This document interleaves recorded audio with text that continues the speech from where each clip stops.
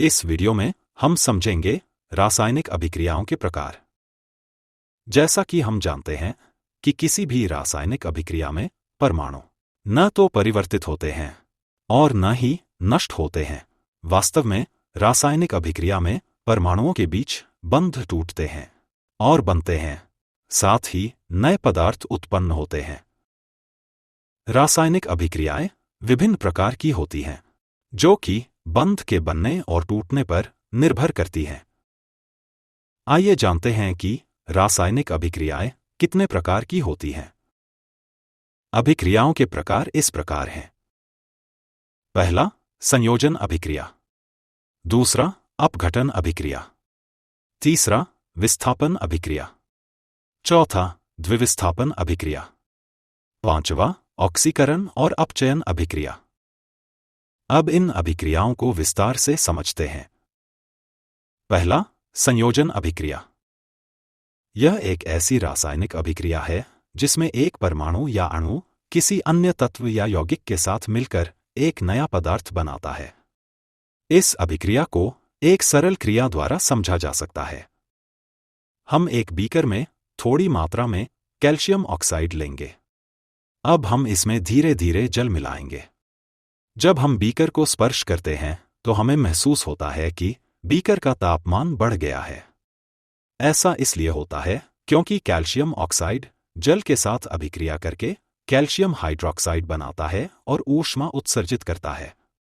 इस अभिक्रिया में कैल्शियम ऑक्साइड और जल मिलकर एक ही उत्पाद कैल्शियम हाइड्रॉक्साइड बनाते हैं। इस प्रकार की अभिक्रिया को संयोजन अभिक्रिया कहा जाता है। दूसरा, अपघटन अभिक्रिया।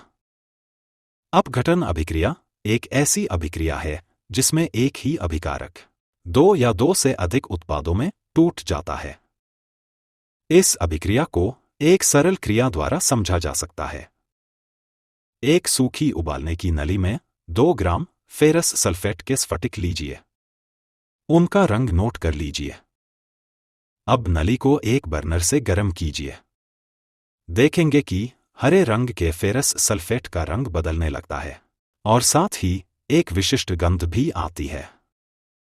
इस अभिक्रिया में फेरस सल्फेट टूटकर फेरिक ऑक्साइड, सल्फर डाइऑक्साइड और सल्फर ट्राइऑक्साइड में परिवर्तित हो जाता है।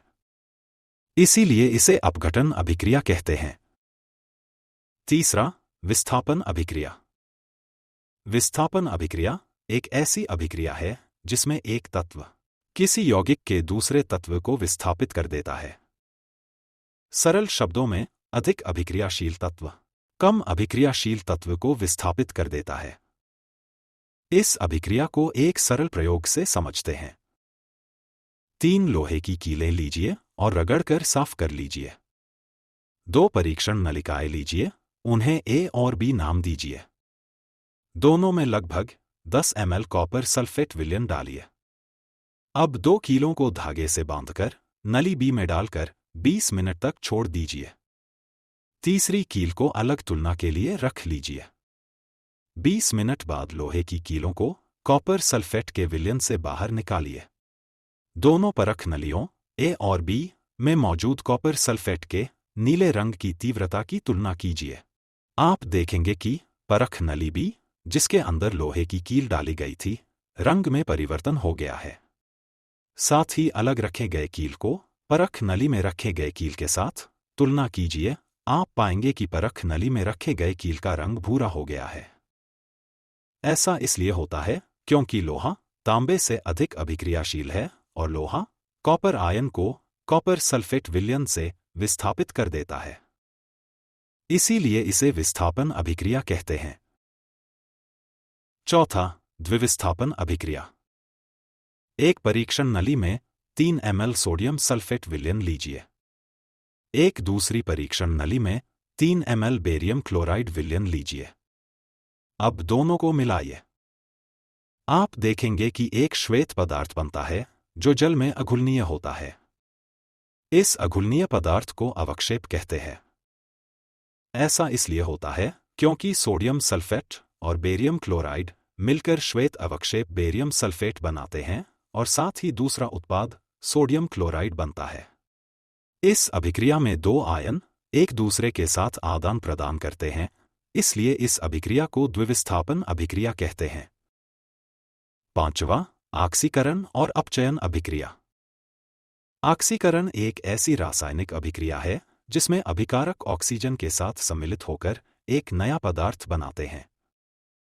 अपचयन एक ऐसी रासायनिक अभिक्रिया है जिसमें अभिकारक हाइड्रोजन के साथ मिलकर नया पदार्थ बनाता है। आइए इन्हें एक सरल क्रिया द्वारा समझते हैं। एक चीन पात्र में 1 ग्राम कॉपर का पाउडर लेकर उसे गर्म कीजिए। आप देखेंगे कि कॉपर के पाउडर पर एक काला आवरण जमा होने लगता है, जो कि कॉपर ऑक्साइड होता है। इस अभिक्रिया में कॉपर ऑक्सीजन के साथ सम्मिलित होकर और कॉपर ऑक्साइड बनाता है, इसे ऑक्सीकरण अभिक्रिया कहते हैं। अब हम कॉपर ऑक्साइड में हाइड्रोजन गैस प्रवाहित करेंगे। हम देखेंगे कि काला आवरण अब भूरा रंग धारण करने लगता है।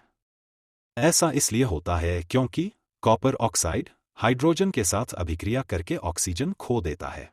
वहीं दूसरी ओर हाइड्रोजन ऑक्सीजन के साथ सम्मिलित होता है। इसे हम अपचयन अभिक्रिया कहते हैं।